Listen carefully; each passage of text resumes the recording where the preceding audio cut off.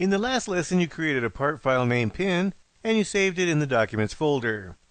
Now you're going to learn about the process of creating features, and we'll start with the creation of a sketch.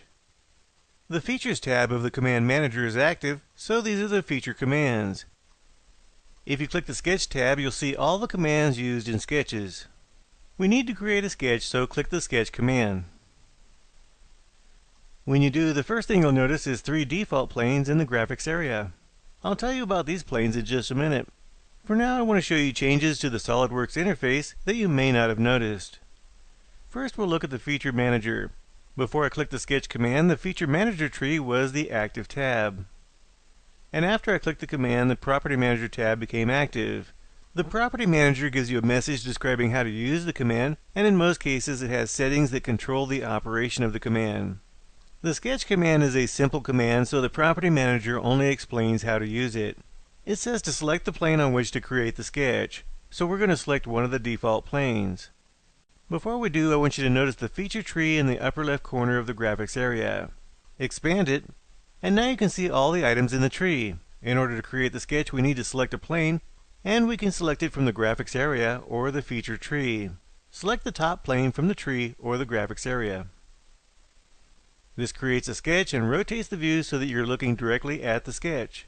This type of view is called a normal view because the line of sight is normal to the plane. It's also called a planar view. The sketch has been created and you can see it on the bottom of the tree. Notice that the Design Tree tab is now the active tab and the tree has disappeared from the graphics area.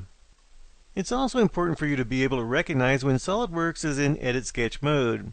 Just after you've created a sketch, it's located below the rollback bar. I'll explain more about the rollback bar later in the course. You also know that you're editing a sketch because the status bar says that you're editing Sketch 1. Another indicator is the Sketch Origin symbol in the middle of the graphics area, and the Exit Sketch and Discard Sketch commands are in the upper right corner of the graphics area. With practice, you'll learn to recognize when you're editing a sketch, and you'll understand how important it is to be able to do this. As time goes on, you're almost certain to find yourself confused about whether or not you're in Edit Sketch mode. One of the best things to do is pick 1 or 2 of these indicators as your favorite indicators. For example, I prefer looking at the tree and the sketch origin. Now that we've created the sketch, we're going to draw a circle that defines the profile of the pin. Click the Circle command. And now the Property Manager tab is active. The active command is the Circle command, and there are 2 types of circle commands. With the standard circle command, you select the center of the circle and then select a point on the circle. And when you use the perimeter circle command, you select 3 points on the circle. Leave the standard circle command selected and move your pointer into the graphics area. The pointer is changed to the circle pointer. This lets you know that the circle command is active. Now move your pointer over the origin of the sketch. The node on the origin is highlighted with a red dot, and the coincident relation symbol is on the lower right corner of the pointer. These symbols indicate that the center of the circle will be coincident with the origin of the sketch. Click your left mouse button to accept this relationship, and then move your pointer away from the origin.